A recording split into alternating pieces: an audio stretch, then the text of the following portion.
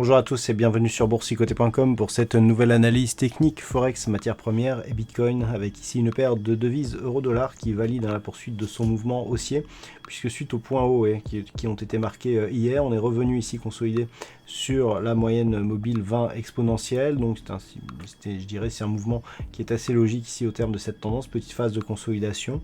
On reste donc sur une dynamique haussière en direction ici de la prochaine zone de résistance qui se situe à 1.1220.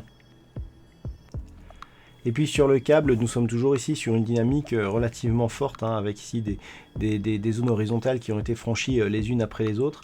Alors sur la zone des 1.2960, on a un peu plus d'hésitation. On voit déjà que la dynamique n'est plus sur le même range, n'est plus sur le même trend. On n'a plus la même force. On est revenu d'ailleurs sur la moyenne mobile 20 exponentielle, moyenne mobile qui évolue sous sa moyenne mobile arithmétique, ce qui en général est un signe de faiblesse. Donc par rapport à la configuration actuelle, on voit ici que la zone des 1.2960 n'a pas tenu aujourd'hui. On l'a refranchie à la baisse. Hier, elle était le support, cette zone. On l'a refranchie à la baisse. Elle est devenue résistance un temps et puis on repasse au-dessus. Donc, bon, c'est un processus de fragilisation de la zone horizontale. On peut continuer ici à marquer de nouveaux plus hauts significatifs. On est juste sur une zone plus psychologique que technique, la zone des 1.30. Et donc, si les cours continuent ici à évoluer en direction de la hausse, et notamment valide le franchissement des 1.30, le prochain objectif se situe ici d'un point de vue moyen terme sur la résistance horizontale des 1.3340.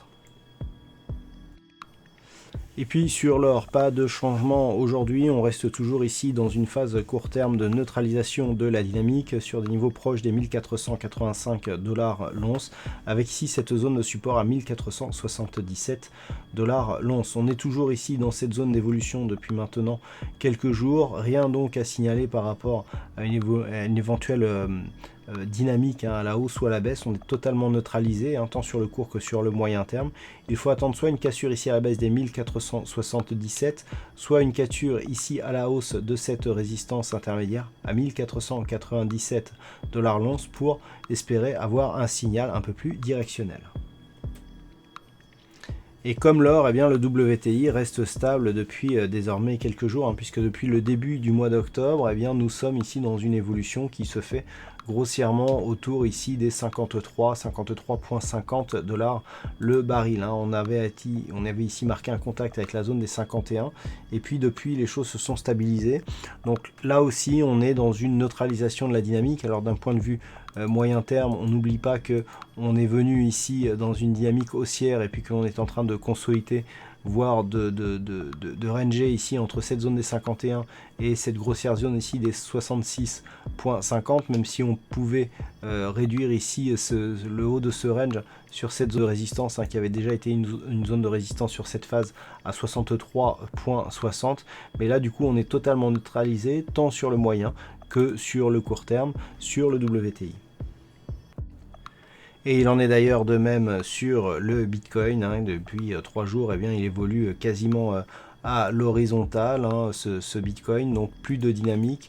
On est venu marquer la semaine dernière un contact ici sur le retracement à 61,8% de Fibonacci de la précédente phase de hausse. Et depuis, c'est vraiment le calme plat sur cette période de devise, donc qui se stabilise juste sous les 8200 $ pour un Bitcoin. Donc pas de dynamique notable, seule une rupture ici de la zone des 7835 pérennes pourrait relancer une dynamique baissière sur le Bitcoin, dont on voit que après son contact ici avec la bande de Bollinger inférieure, il reste ici sous la moyenne mobile 20 exponentielle qui continue à agir comme résistance, ce qui favoriserait plutôt une reprise de dynamique baissière en continuité qui ne serait invalidée que sur une cassure ici de ce point haut des 8935 $. Voilà donc ce que l'on peut dire sur cette analyse technique Forex, matières premières et Bitcoin. Passez une bonne soirée, de bons trades. On se retrouve dès demain pour d'autres analyses techniques, toujours sur le site boursicoté.com.